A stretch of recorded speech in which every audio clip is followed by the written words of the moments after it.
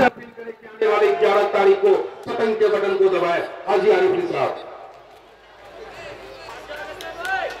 मंच पर बैठे हुए हमारी पार्टी के सदर साहब जनाब बैरिस्टर असदुद्दीन ओवैसी साहब और प्रदेश सचिव शमीम तुर्क साहब और हमारे पश्चिम प्रभारी डॉक्टर मेहताब साहब, हमारे हापुड़ के जिलाध्यक्ष हाजी फहीम साहब, हमारे वरिष्ठ पदाधिकारी हापुड़ से हाजी सलामुद्दीन साहब और हमारे महानगर के अध्यक्ष मनमोहन झा साहब, मंच पर बैठे हुए मेरे खानदान के, मेरे कस्बे के और मेरे दोस्त और अहबाब सभी को मेरा अस्सलाम वालेकुम। आप सब लोग हमें तो सुनते ही रहते हैं, लेकिन चूंकि आज हमारी पार्टी के लीडर वरिष्ठ बैरिस्टर असदुद्दीन ओवैसी साहब मंच पर हैं, आप लोगों की फरमाइश थी कि साहब चाहे 1 घंटे के लिए बैरिस्टर साहब को बुलवाइए, तो मैंने बड़ी इल्तिजा के साथ, चूंकि कर्नाटक में चुनाव था तो बैरिस्टर साहब से बड़ी मुश्किल से आप लोगों के लिए समय लिया है, लेकिन आप लोगों को इतनी इज्जत रखनी पड़ेगी हमारी कि जब इस सरजमी पे आपने बैरिस्टर साहब को बुलवाया है तो इस माहौल को पतंग के निशान पर वोट लगाकर हज्जन अंसार और हाजी आरिफ अली को कामयाब करना पड़ेगा, वरना हम अपने सदर बैरिस्टर असदुद्दीन ओवैसी साहब को मुंह दिखाने के लायक नहीं रहेंगे। आज आपकी गुजारिश पर और आपकी फरमाइश पर मैंने डासने के अंदर बैरिस्टर साहब को बुलवाया है, तो आपको कम से कम इतना मान सम्मान रखना पड़ेगा।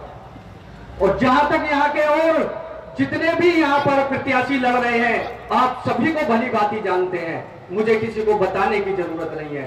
15 साल एक ही परिवार के आदमी ने राज किया और 15 साल के अंदर डासने की एक एक सड़क टूटी हुई मिली। मैं आप लोगों से ये पूछना चाहता हूं, जब हज्जन अंसार को आपने 2017 में नगर पंचायत की कमान सौंपी थी तो एक भी सड़क डासने की बनी हुई नहीं थी, कोई रास्ता ऐसा था जो बना हुआ था? मैं आप लोगों से ये पूछना चाहता हूं कि उस रास्ते का नाम बताओ जो चेयरमैन साजिद हुसैन के समय का बना हुआ और आज कहीं डासने के किसी कोने पे बच रहा हो। 15 साल के अंदर ये लोग आपके कस्बे की सड़क नहीं बना पाए। 15 साल पहले 204 फ्लैट नगर पंचायत डासना में बने थे, लेकिन ये डीएम साहब को गुमराह करते रहे और ये कहते रहे कि डासने में कोई गरीब आदमी नहीं है। उन 204 फ्लैटों को बांटने का काम हज्जन अंसार और हाजी आरिफ ने किया। वो 204 फ्लैट को चेयरमैन नहीं दिलवा पाया। एक बहुत पुराना पुल था, उस पुल को बनवाने का काम हाजी आरिफ ने और हज्जन अंसार ने किया।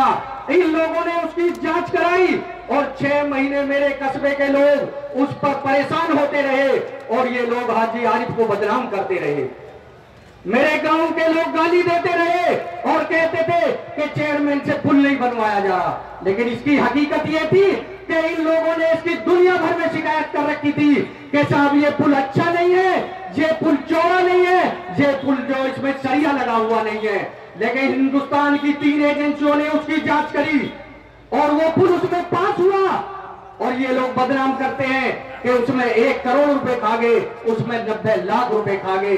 अभी तो इन अनपढ़ लोगों को ये मालूम नहीं है कि उसकी लागत मात्र 60 लाख रुपए है।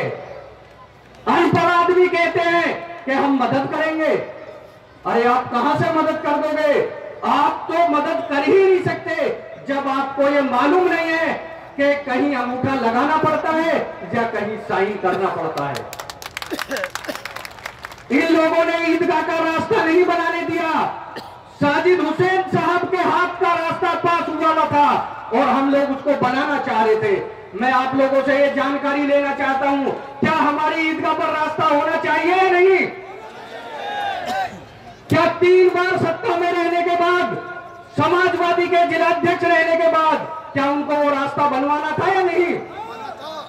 और वो लोग उसके खिलाफ स्टे लेके आए, वो रास्ता उन्होंने रुकवा दिया। उसके बाद यहीं पे मुर्गी फार्म है, वार्ड नंबर 14 का रास्ता है जो वार्ड नंबर 2 और 14 को जोड़ता है, वो 30 साल से अधूरा पड़ा था। हमने अपने पैसे से उस प्लॉट को खरीदकर उस पर रास्ता बनाने का काम किया है। आज तक किसी चेयरमैन से वहां पे रास्ता नहीं बन पाया। हमने अपनी जेब से